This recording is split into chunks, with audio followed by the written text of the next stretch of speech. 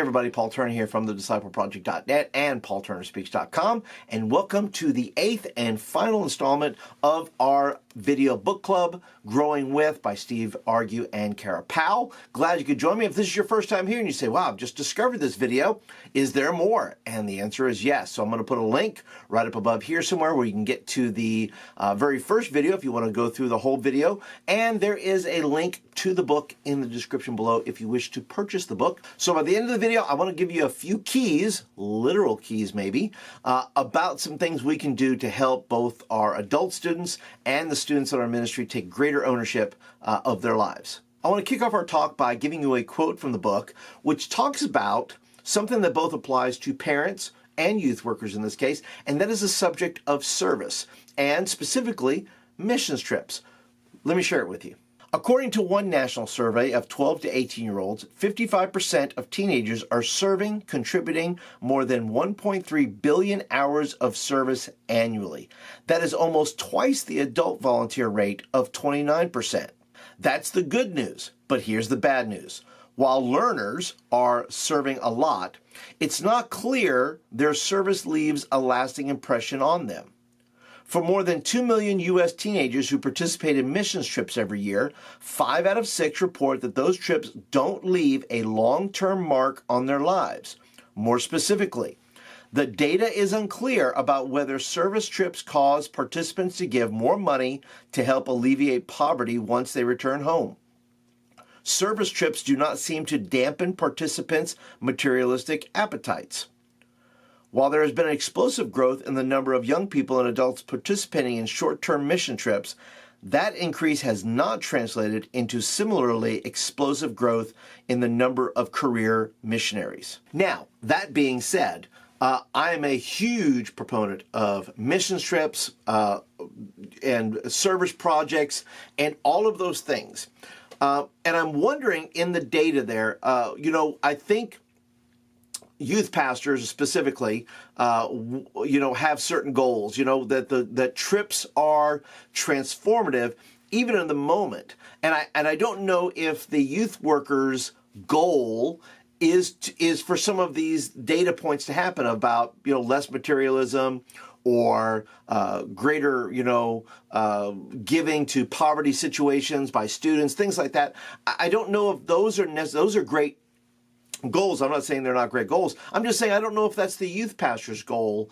I think youth pastors think in the terms, and I'll speak of myself, my goal was always that kids would be transformed by the experience to be more empathetic.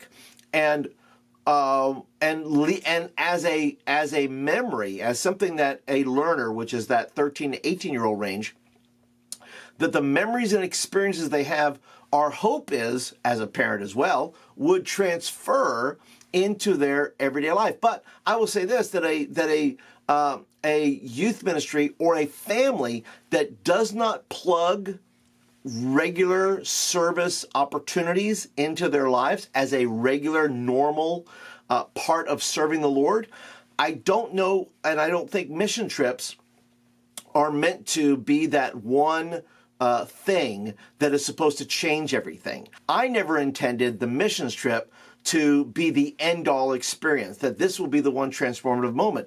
It's always meant to give kids a broader view of the world, of how other people live. And yes, I want it to transform them. I want them to be empathetic. I want them to remember those things. But I don't know if the mission trip in my goals was supposed to transform kids' lives long term. I think it's a great memory. I think it's something the Lord can bring back to them. And so parents, yes, should you send your kids on mission trips with the youth group? Yes. Youth workers, should you continue to have mission trips? Yes.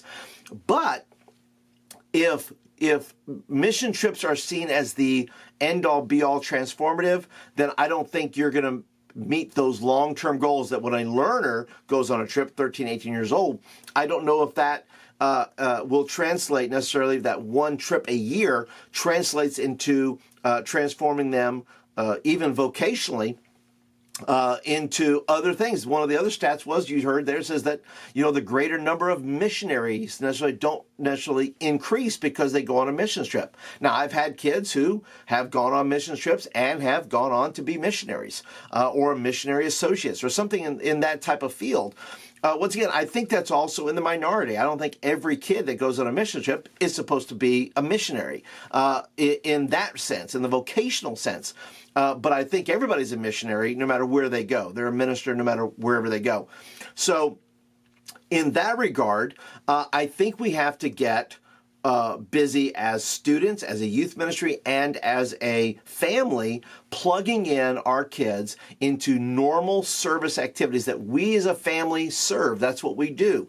It's every day. It's not one summer a year. It's not one, week during spring break. But service is a normal part of that. And the reason is that I say that is because it's during not the week long, but during the everyday how service is plugged into our lives that we as parents are able to pick up on what our kids have a bend towards, right? We figure out, we say, well, what can we do to encourage this? Let me give you an example here. Keys, right?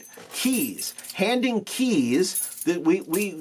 Our kids start getting these in our hands when they're young, maybe because they have to come home and they have to unlock the door. So they get a key to the house. They have to figure out how to get in. They get off the bus. They also get a key, right, when they drive, right? We give them a copy of our key maybe to our car, or they get their own key to their own brand new car, either way. But what service does on a regular basis is we're able to find and give keys of opportunity to kids on a far more regular basis because we're figuring out what they're good at. We're figuring out what they're, where can we add to their strengths, right? And chapter 8 goes into all of that. It gives like 12 different great skill building things you can work with your kids, things like that. And that's all to help our kids grow up. Mission trips are good. Service is good. But in the midst, in the in-betweens of all those things, we as parents and youth workers are being talent scouts. We're looking for those gifts that God's given to our kids that we can figure out how to capitalize on and give kids more keys of opportunity so that they can explore into those things. The book also does a very good job in this particular chapter talking about, our later kids, our explorers and our focusers, right? Between the ages of 19, let's say, and 30, where we're looking at kids and saying, why can't they hold a job, right? Or why don't they want to do X and why don't they want to do that? All of my 3 kids are different. My youngest, who's 19, is in college and he's in his first year, doesn't know what he wants to do. My middle son, well, the book says you can either say he's floundering or you can say he's exploring.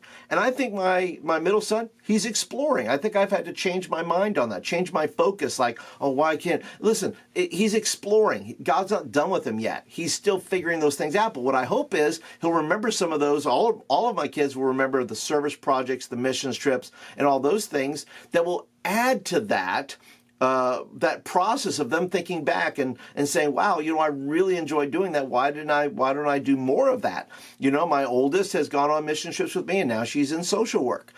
So there's lots to this process of helping kids grow up and helping ourselves grow with our kids during this process. So to you parents, here's what I would say.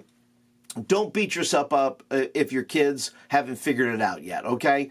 It may take them a little while, and that's okay. But what we can do as parents, keep finding keys of opportunities to let them explore some of the things that they're really good at, things that you pick up on and go, wow, that could be a thing right there. Let me offer this. Let me drive them there. Let me expand their world a little bit. Youth pastors, you also can have keys of opportunity. When you see kids are good at something in their youth ministry, you might let them, whether that's taking pictures, making announcements, whatever that is, doing the video, doing the computer, all those things. Kids may find out in the process they're good at something, and we can find those things and see those things and affirm those things in them and let God and their own hearts kind of figure that out and go, wow, that, somebody sees some talent in me. Somebody sees maybe that's something I want to pursue.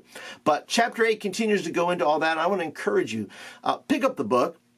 as a parent or as a youth worker, and you're going to find a lot of great things in there that are going to help you walk with students during their different phases of life, whether they're a learner or an explorer or a focuser, whatever that may be. In your case, be patient. They're getting there, and be patient with yourself, because we are also growing with them. So, but that's it for today, guys. I appreciate you guys hanging out with me for a little while and being a part of this entire book club series. I hope that you've enjoyed it. Please leave me some comments down below about what you thought about the series. Maybe you have a suggestion for another book. I would love to hear from you, so go ahead and leave those comments down below. If this is your first time here, once again, thanks again for joining. Be sure to hit the subscribe button. Could be somewhere around my head, but there's a button down below there as well. Hit the subscribe button and join the community. I would love for you to be a part of all that is going on here and all that we're expanding out to do.